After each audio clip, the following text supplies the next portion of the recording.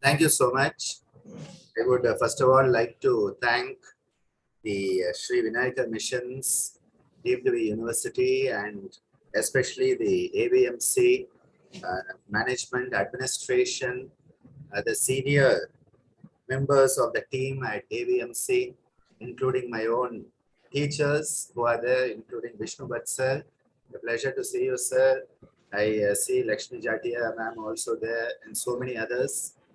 And a pleasure to be here for this event, the AVMC Yoga Mahotsav, and have with me the very amazing speakers. I've been following it from background of the scene because, as you can see, we have our own Mahotsav going on.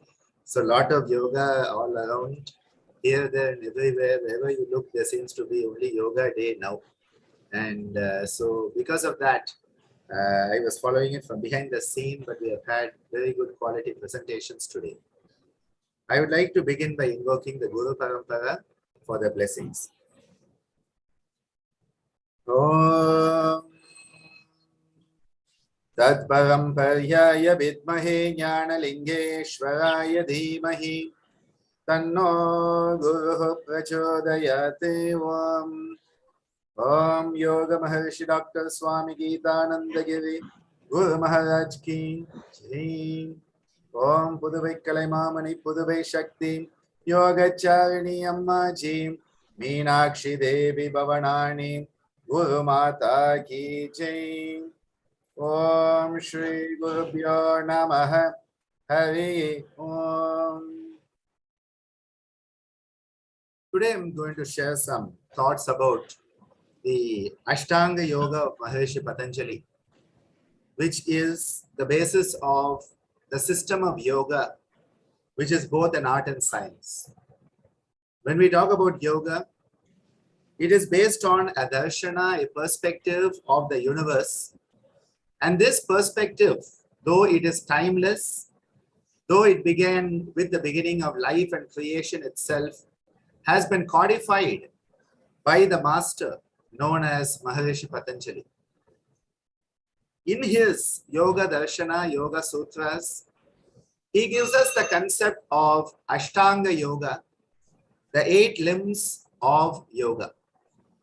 A similar parallel can be found in our South Indian Saiva Siddhanta yoga tradition, the Siddha Yoga Marga, where Saint Tirumula has given us 3000 verses of the Tirumandiram, in which he talks about Ashtanga Yoga as Yamam, Niyamam, Ennila Adanam, Nayamur Pranayamam, and he talks about Dharanai, Dhyana, and Samadhi. The same Yama, Niyama, Asana, Pranayama, Pratyahara, Dharana, Dhyana, Samadhi that Maharishi Patanjali talks about. Now, these are teachings that are many thousands of years old. How are they relevant today in modern times? How are they relevant for us when we are talking about a healthcare institution, especially of the modern medical variety? We know that there are so many disorders that are of a pandemic nature, that are even bigger than the COVID pandemic that has ravaged humanity for the last 2 years. The non-communicable diseases, the lifestyle disorders are the bane of humanity that are much bigger. In fact, next to a graph of those conditions, the COVID numbers will pale into insignificance. That's how big those numbers are. We are talking about diseases for which we don't have cure. We only have management, and we try to control the condition as long as we can, reduce the suffering in the individual, and try to enhance the quality of life. Today we have 1 diabetes, few months we need 2, after a few more months 3, after a few more years insulin, and then as we go on we realize that the kidneys are failing, the eyes are failing, the heart is failing, and we keep on adding one component on top of another component. This is why in the modern medical system we require to strengthen an aspect that is missing, and that aspect is stress management, that aspect is relaxation, and that aspect is the best lifestyle ever developed for humanity, which is what yoga is all about. Yoga as the best lifestyle ever adopted for the sake of humanity.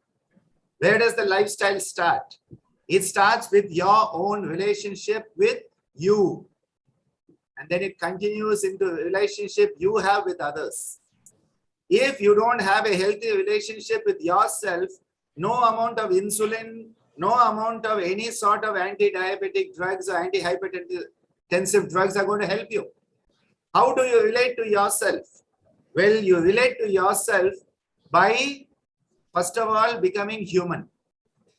You have to become human. We think we are human beings. We are subhuman doings today. We are living like animals. We are behaving like animals. We need to restrict that lower subhuman nature. And for that, Maharishi Patanjali gives us the yama. The 5 yama, which begin with non-violence, ahimsa. Then you have along with that, the fact that we should be truthful to what the reality is, satya. And then not steal that which doesn't belong to ourselves, asteya. Restrain our creative impulses and channelize them in a dharmic, responsible manner, brahmacharya. And aparigraha, well, realize that you have some things, but others also have things. Don't covet that which is not yours. All of these enable us to understand ourselves and how we relate with other people in our society. And then the niyama that enables us to raise into our humaneness, enhance the humanity quotient in all of us. And that is by purity, saucha, attaining a state of contentment, maintaining that sense of contentment, which is santosha. And then the triple vaccine of Kriya Yoga. Kriya Yoga, which enables us to eradicate the kleshas, that are the impurities that are preventing us from being ourselves. So through the Yama Niyama, which together are called Adhikara Yoga, and the Kriya Yoga that is embedded within them, we are starting to become a human being. We are starting to manifest the human qualities, which include love, gratitude, respect, compassion, kinsmanship, and to support each other on our way back home, sweet home. These are the qualities that are essential to become a noble human being, which is what yoga is all about. Now, once you have worked on these two, you start to have an enhancement of what is called social health. The World Health Organization defines health as not merely the absence of disease or deformity, but a dynamic sense of wellness, well-being at the physical, the mental, the social, and the spiritual aspects. So the social domain of health, how can you enhance it in modern times? Well, by the observance of the Yama Niyama that are called Adhikara Yoga. And they are no option yoga. Either you have to live them or not live them. If you live them, you will be a human being. If you don't live them, you are a subhuman human doing. And that is why it is essential for us to make a choice. Are we satisfied to be like a dog, or do we want to be a human being? A dog being a dog is absolutely perfect. It's living its dharma. A cat being a cat is living its dharma. A donkey being a donkey is living its dharma. Perfectly okay, acceptable. But a human being living as a dog, a monkey, as a donkey, that is not acceptable. Social health, that domain is enhanced by the observance of Yama Niyama. We then want to have the domain of physical health. How can we enhance physical health? The yoga system gives us the asana and the pranayama. By working with the body, by learning how to be aware of the body, how to utilize the body as it is meant to be used, how you strengthen the psycho-neuro-immunological axis, how you strengthen your psycho-neuro-endocrinological axis, how you can enhance all the systems of the body, be it cardiovascular, nervous system, respiratory system, excretory system, or digestive system. You are enhancing through the practice of different postures that change the psychophysiology of the human functioning, restoring a sense of homeostatic balance, reducing the allostatic load and regaining the autonomic balance by strengthening the vagal component and reducing the overactive sympathetic dominance. The pranayama is the key to autonomic balance, because the moment you change the way you breathe, you change the way you live. Because when you breathe unhealthy, you will be unhealthy. When you breathe healthy, you will be healthy. The formula is very simple. No complication at all. Changing the pattern of breathing so that we experience the life force called prana. Because all the disease and decay that occurs, the degeneration that occurs, is a loss of that vital life force. How can you regain, retain, attain, maintain, sustain that life? That is where the pranayama sadhana comes in. So asana pranayama sadhana, enhancing the physical domain of health. So social domain, tick. Physical domain, tick. Now what is left? Mental domain of health. Our minds are worse than any drunken monkey stung by a scorpion standing on a hot tin roof in the middle of Indian summer. Add to it, infected by COVID. Add to it whatever you want. That's what our minds are like. And you want to restrain the mind. You want to gain control over the mind.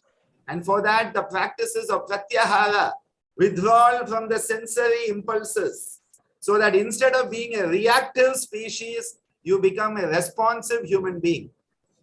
We are a reactive species these days. Even before somebody abuses us, we are already punching them in the nose. They may have just said hello, good morning, and we punch them in the nose because we are reactive.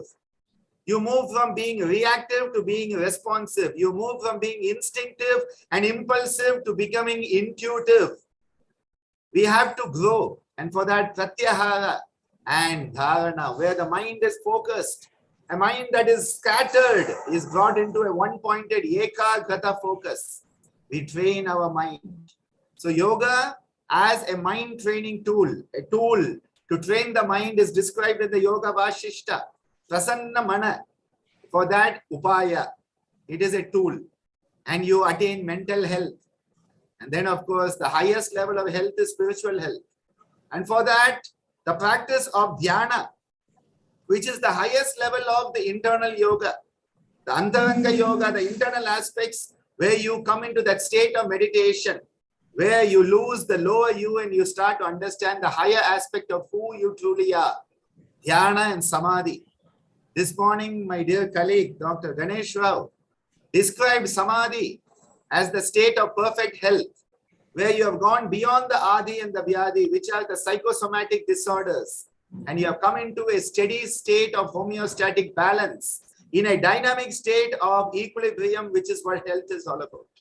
So the four domains of health, the social by yama niyama, the physical by asana pranayama, the mental by pratyahara and dharana, and the spiritual by dhyana samadhi.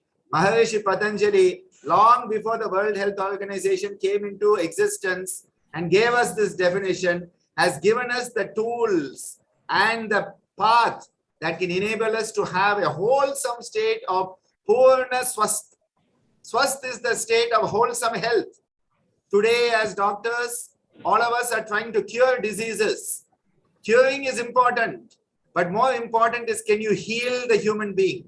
Can you heal the individual who has the disease? You are trying to cure the disease, but you have to heal the individual, because cancer, when you remove the cancer, we say we have cured it, but the individual is still not healed. And that is why when the yoga is brought in as an adjuvant therapy, utilizing all the practices and principles of the Ashtanga, we are starting to enable the person to heal. Because to heal, you need to have relaxation. The greatest contribution of yoga to healthcare is in non-drug based, cost-effective, self-empowering relaxation. The individual can learn how to relax themselves, because when you relax yourself, the perfusion pressure, the tissue perfusion will be enhanced. All your tissues will have all the nutrient supply it needs, all the raw material to heal. And in that process, you heal yourself. Man, know thyself. said the ancient master. Man, heal thyself is what Yoga Chikitsa is all about. We have the infinite healing potential. We need to tap into it.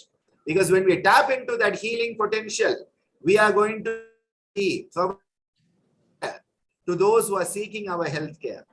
If we only aim at the eradication of disease and we do not look at the whole person, we are performing piecemeal therapy, which will never give an enhancement of that sense of wellness, swast, which is Purnam, wholesome. This is why the principles of Ashtanga Yoga of Maharishi Patanjali must be adopted in healthcare.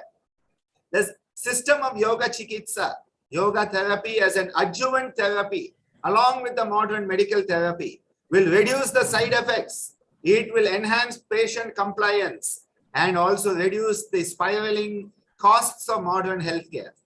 This is our aim, that we bring together yoga therapy and modern medicine as an integrative therapy for the sake of the individual, the patient who is seeking for care. When we keep the patient as the center of our focus and we want to enhance their sense of wellness, we truly become the healthcare professional that we want to be.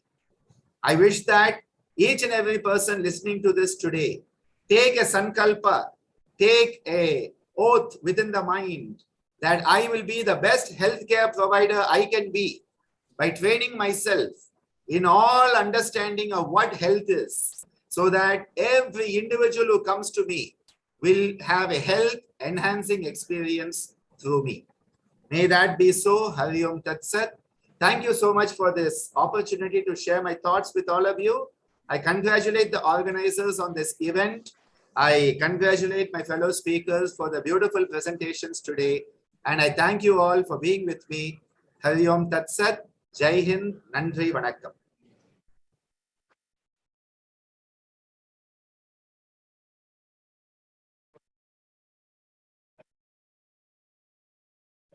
Talk. We were expecting a PowerPoint, but it was very well done, sir. For all the limbs of yoga, 8 limbs, Yama, Nyama, Asana, Pranayama, Pratihara, Dhyana, Dhyana, Samadhi. So our students also will take definitely the all concepts of health, what you have provided to us. Thank you very much. The power should lie in the point, not in the PowerPoint. Exactly. I think that is what I was also thinking. Your powerful talk was more important than the PowerPoint. Very nice.